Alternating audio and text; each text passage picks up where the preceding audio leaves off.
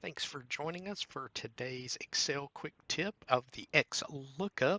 Be sure to subscribe if you want to see more content and more tips in Excel.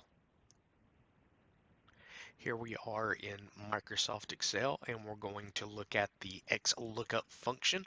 The XLookup function has a syntax of XLookup, open the parentheses, the lookup value, so what we are looking up, that value, the lookup array, which would be the column which our value that we're looking up is found, comma, the return array, the value that we are looking for to be returned. So let's look at an example. So we're going to look up Lisa and we want to find the color that is associated with her in this chart.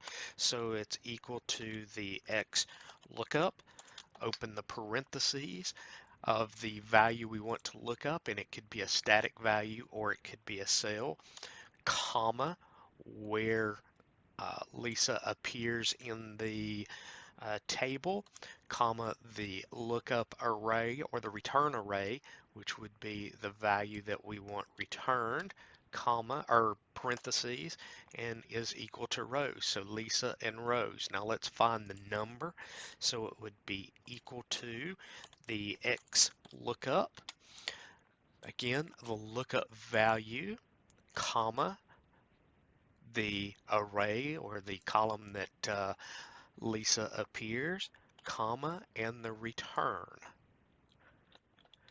We close, and there we have it, Lisa, rows, and the number. Hope you found this helpful.